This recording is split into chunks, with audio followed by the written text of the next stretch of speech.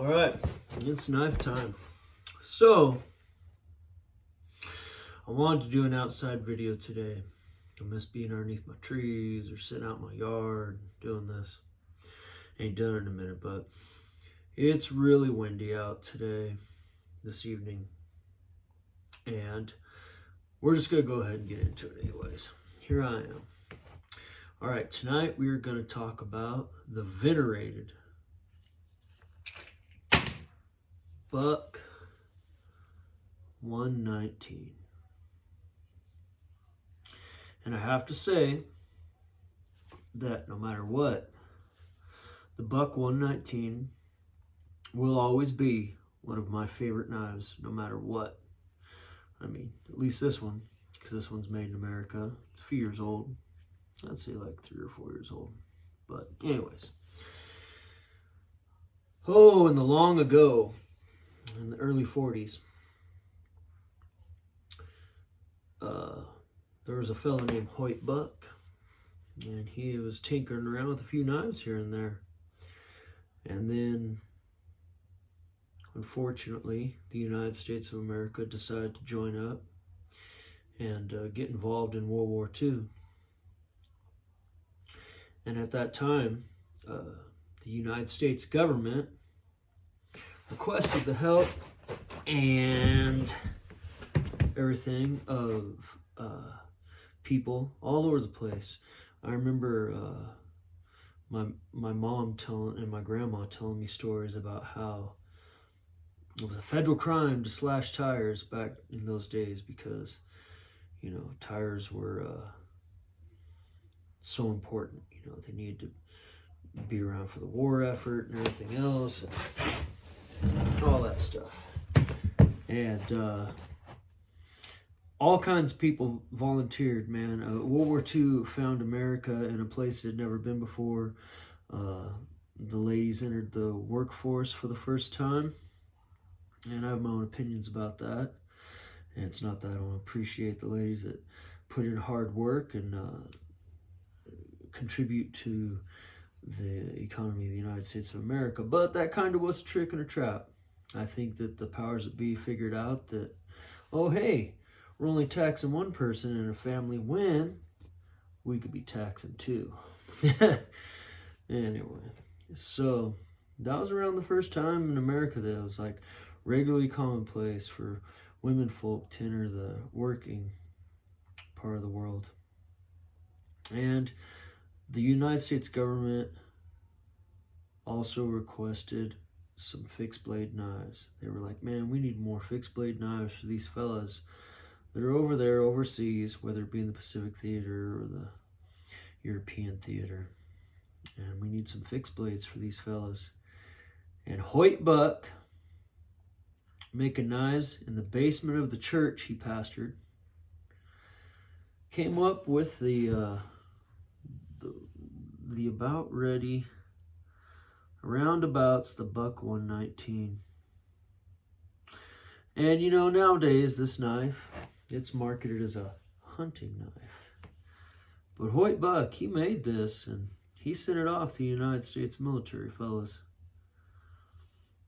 So this is a hunting knife of a different kind. And like I said, this is the venerated buck 119, man. This thing is, you know, I don't care what anybody says, this thing is the quintessential, oh fuck, that dude's got a big old knife on his belt knife. Even though by today's standards, it's not that big. Even Buck, they make the 120 and the 124, all that. But the 119, to me, it's just about the perfect price point / size point and everything in between. So a bunch of these 119s got donated for wars and such, and I personally over the years have known a bunch of dudes that pack and carry these. When I was a young lad, this was the quintessential biker knife. I'd be down in California or whatever, and you'd see a big old dude, like a real biker, like a club biker, like the club biker, fucking riding around, and he'd have one of these, man. The big old buck 119 hanging on his hip. And you know, man, like, hey, you see this knife? It's like, ooh, that's a business. This is the business right here. They are made of, I don't know, I think they're, the standard issue one is made of 420 steel. They come, honestly, razor sharp. I've only cut one tri-tip with this knife. I've carried this knife on my belt for, man, 100,000 miles of motorcycle riding. Easy. Ripping through Nevada and the foothills of California and beyond. Whatever direction I decide to take myself, this is like my preferred strapped on my hip knife when I go out into the world. And it's whatever, man. There could be a situation where I need an edge tool. There could be some cheesecake out there. There could be a tri-tip out there, which is the only thing this thing's ever cut. Oh, and it cut it so good and papery thin. After I cooked it in a hole I dug over a cowboy grill that I had in my saddlebag of my beloved Road Glide Lucretia. But yeah, and my personal opinion, you know, a lot of people say, oh, the buck knives, they're slippery and stuff. And they have like these little finger ba-doos, you know? But in my personal opinion, for me personally, like holding this in a manner to where I might need to use it for something like, oh, say self-defense or something like that, I would hold it like this. Because for some reason, it locks into my hand really well this way, upside down. And, you know, then upside down like this is how a lot of the old-timing fellas, this is how they held their knives, man, if they were getting into a beef or whatever, man. They held them upside down. And I could totally tell that, like, this buck 119, yeah, it fits okay this way. You can make a fire stick, you can whittle, you can cut open, you can cut a rope, whatever. But you flip it upside down like this, it kind of locks into your hand. This is my opinion. I don't know. If you have a different opinion, let me know. This is like a lot of people have this knife. This knife has been used by more people probably than most knives, because this thing has been around for going on 80 years now, you know. I think recently they released a 75th anniversary edition of this. But this is just a standard buck 119. I think this one's considered a special. I don't know why. It's got black phenolic handle.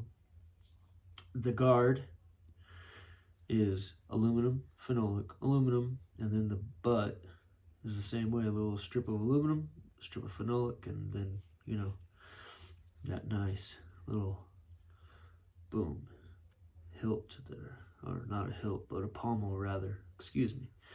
But it has a beautiful hollow grind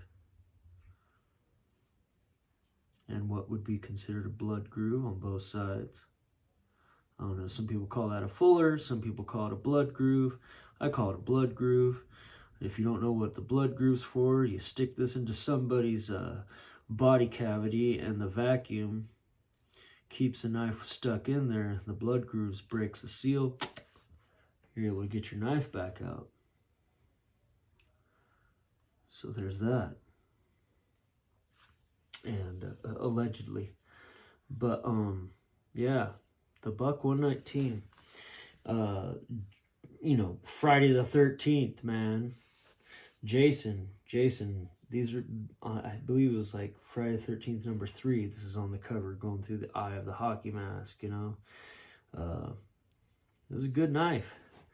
You could do anything you need to do with this knife, and it will withstand it. I haven't beat this one. I've had other buck knives over the years I've hammered. I have a buck 124 that I'll do a video on one of these days, and I'll get into how tough that thing is. Let me tell you, If this is a tenth as tough as the Buck 124, you're good to go with the old 119. I love the 119. It has a beautiful, wicked clip point blade. Not quite sharp. This is like a false edge, but it works. This is a good, I have to say, man, if you're gonna want to carry a knife, no matter the purpose, unless you're just going to be opening an envelope here and there or Amazon box here or there, if you want a belt knife, a sheath knife, you cannot, absolutely cannot go wrong with the Buck 119 at all.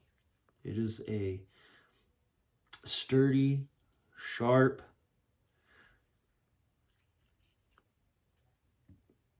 very sturdy, very sharp, good knife. You know, this is like the grandpa of tactical knives. This, you know, and I'd have to say this right alongside with the old K-bar, the regular K-bar, you know.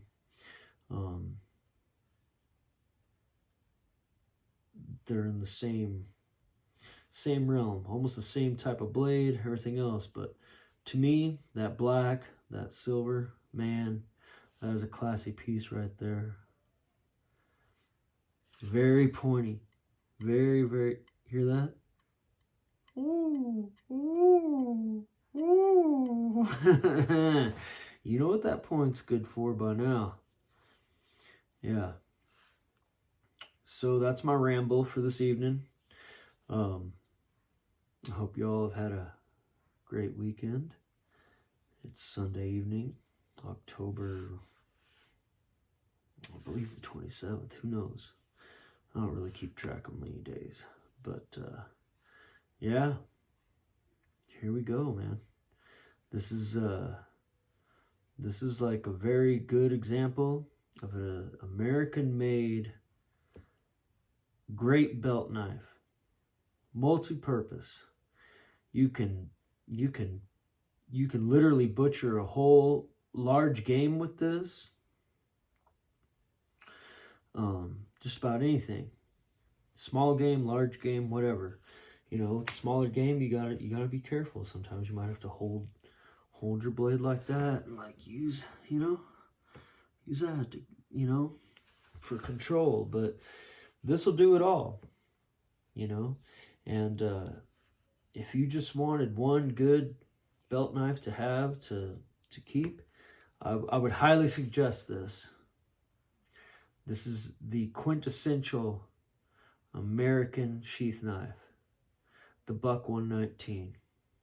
One of my very, very most favorite knives is this.